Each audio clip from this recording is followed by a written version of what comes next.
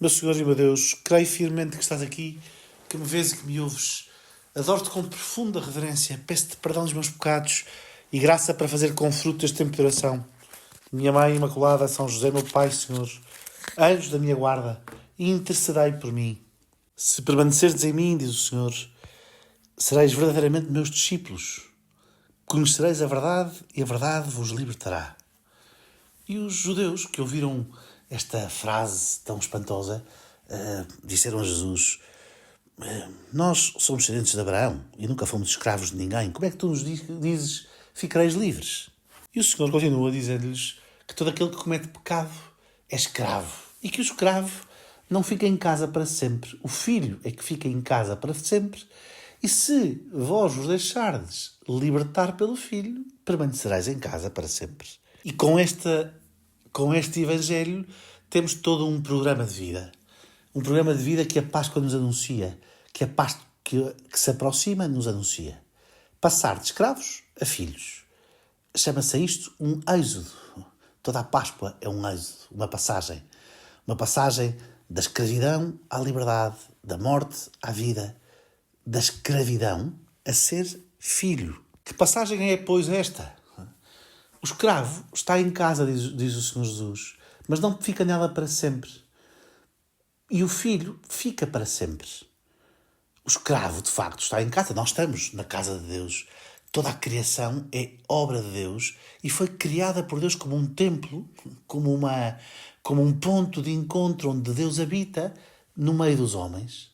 E, no entanto, como o homem deixou de perceber que Deus o chama a ser filho e passou a viver como um escravo, isto é, como alguém que, quando obedece porque lhe mandam e porque há um poder que se exerce sobre ele coercivo e que se impõe contra a sua liberdade, o filho, por outro lado, é aquele que é gerado pelo pai. E por isso tem com o pai um vínculo de origem, de amor, de gratidão, de permanência. Sabe que depende inteiramente.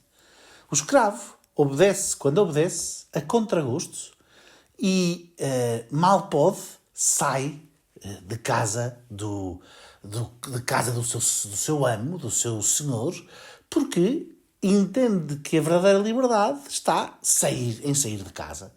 Não permanece para sempre em casa, não porque o Senhor o ponha fora, não porque o Pai bom o ponha fora, mas porque ele vê toda a vida como uma imposição, um fardo. Os mandamentos são um fardo.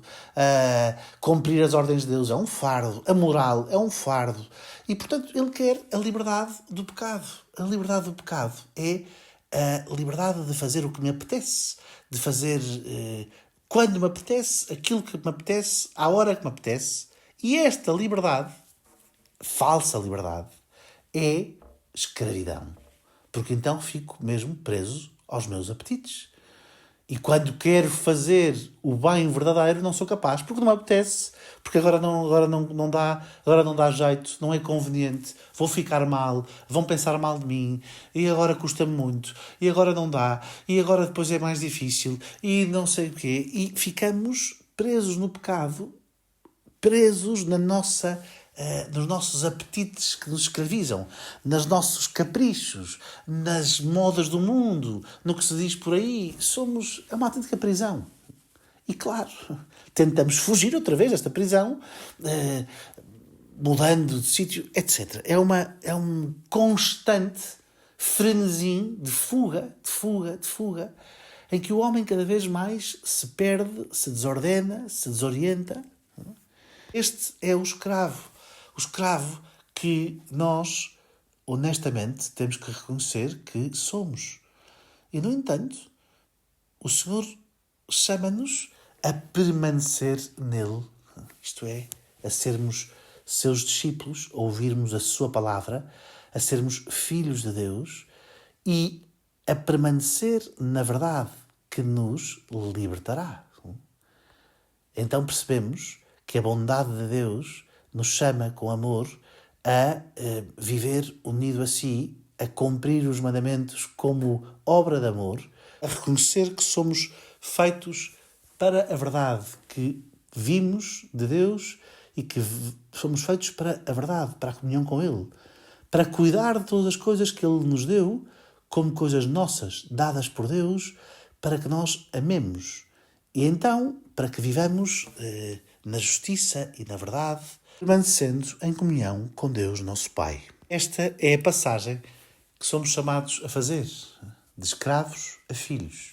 Ora, esta passagem depende de receber Jesus, de reconhecer que o Pai enviou o seu Filho eterno, aquele que saiu de Deus, que foi enviado pelo Pai, que procede eternamente do Pai, para nos dar a nós esta vida que procede do Pai, esta vida que é dom do Pai. E para nós recebermos então também a nossa vida a partir da comunhão com Cristo como dom do Pai. Como dom do Pai.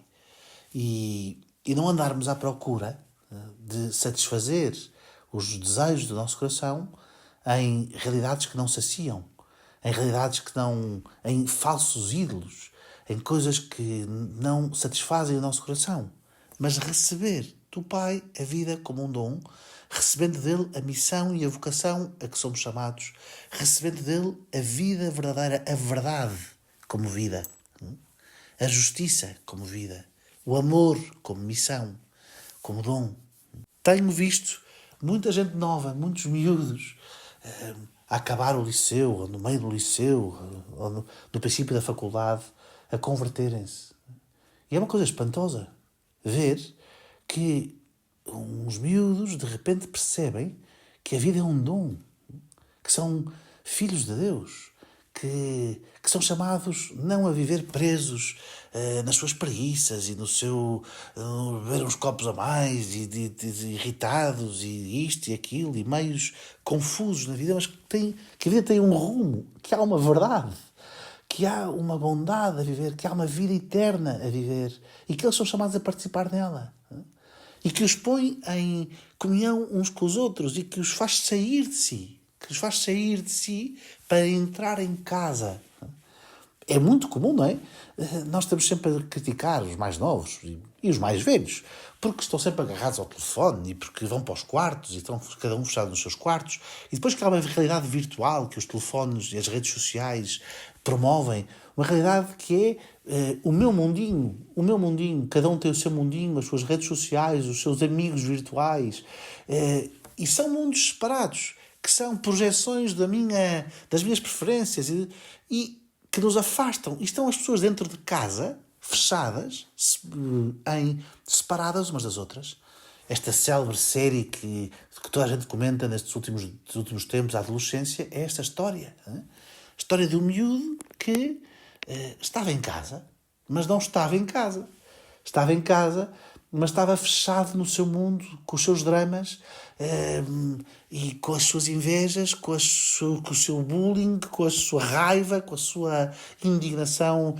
E que de repente, quando sai do seu cantinho, sai para matar, sem perceber muito bem o que está a fazer. Portanto, nós estamos tantas vezes em casa, fechados no nosso mundo. E a conversão é entrar em casa, na comunhão com Deus, na comunhão da família de Deus, percebendo que somos chamados a uma responsabilidade de amor, a cuidar dos nossos irmãos, a ter uma família e não um quarto onde eu estou fechado em mim mesmo. E só me preocupo com o que pensam de mim, se põem likes, se não põem likes, se gostam, se não gostam, se veem, se não veem, se sofro de bullying ou não sofro de bullying. Os nossos dramas permanentemente, não é? E é deste fechado em si mesmo, desorientado, tantas vezes desorientado, às vezes até sem culpa própria, no meio de uma confusão de um mundo, é deste eu fechado em si mesmo que Nosso Senhor nos vem libertar para que passemos à dignidade de filhos. Um eu que é dom do Pai. Um eu que é recebido pelo Pai, que é recebido do Pai. Um eu que é o eu de Jesus Cristo. É o eu sou. Eu sou, como ouvíamos ontem.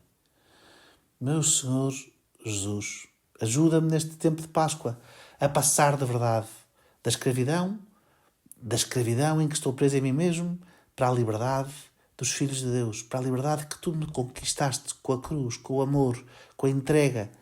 Ajuda-me, Senhor, a dizer contigo, eu sou do Pai, eu sou filho de Deus, eu sou eternamente, para sempre, filho de Deus, e permanecerei na casa do meu Pai, mesmo que custe, mesmo quando custa, carregando a minha cruz de cada dia, amando o meu pai e os meus irmãos com toda a força do meu ser e com alegria e com esperança e com júbilo.